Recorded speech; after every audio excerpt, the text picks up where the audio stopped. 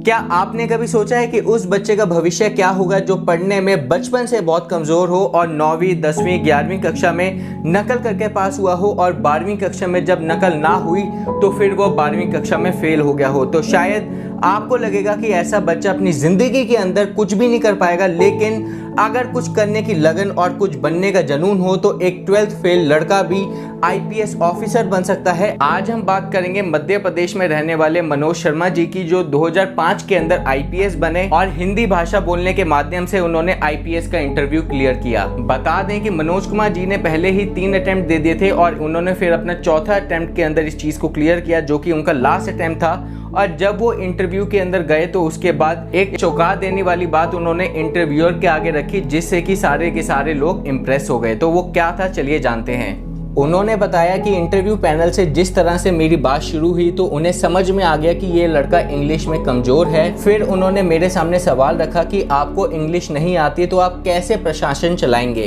तभी उनमें से बैठे एक मेंबर ने मुझे बोला कि आप पानी पी लीजिए, और फिर उन्होंने इस चीज़ का जवाब देते हुए बोला कि मैं ये पानी नहीं पीऊँगा, ये पानी कांच के गिलास में है और मैं स्टील के गिलास में ही पानी पीता हूँ। और फिर ये सुन के इंटरव्यू बोर्ड के अध्यक्ष थोड़े नाराज तो हुए ही और बोले ये क्या बकवास है, और बोला कि कांच के गिलास में पानी होने से आप पानी नहीं पिएंगे। तो फिर मनोज कुमार जी ने इस चीज़ का जवाब देते हुए बोला कि मैं सर यही तो बोल रहा हूँ कि पानी महत्वपूर्ण है या फिर गिलास महत्वपूर्ण है। और फिर मनोज जी ये बताने में सफल हुए कि भाषा महत्वपूर्ण नहीं है, काम महत्वपूर्ण है। और अगर किसी बंदे के अंदर काम करने की लगन है तो आप उस व्यक्ति को लैंग्वेज के बेसिस के ऊपर जज नहीं कर सकते। और फिर ये सुन के इंटरव्यू बोर्ड के अंदर जितने भी अध्यक्ष बैठे थे वो इम्प्रेस हुए। और साथ ही साथ अभी हाल फिलहाल के अंदर मनोज कुमार जी ने अपनी एक बुक भी लिखी है जिसका नाम है 12th फेल, और वो करेंटली अभी पोस्टेड है as a additional commissioner Mumbai region के अंदर। तो चलिए ये बात रही मनोज कुमार जी की, लेकिन इस चीज़ के अंदर आप भी समझिए कि अगर ब्रिटिशर्स हमारे इंडिया के अंदर आए तभी तो हम सारे इंग्लिश बोलने लगे। अगर बाई चांस अगर मानो कि इंडिया ब्रिटिशर्स के ऊपर राज करता है हिस्ट्री के अंदर,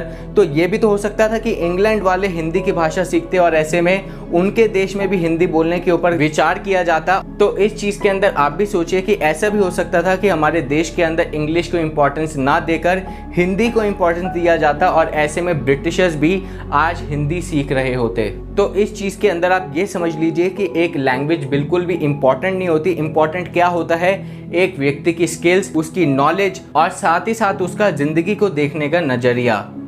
तो चलिए दोस्तों, आज की इस वीडियो को यहीं पे एंड करते हैं। अगर आपको भी वीडियो अच्छी लगे तो प्लीज़ लाइक कीजिए, इस चैनल को सब्सक्राइब कीजिए और ऐसी जीके की नॉलेज लेने के लिए आगे की वीडियोस के लिए अपडेट रहिए। धन्यवाद।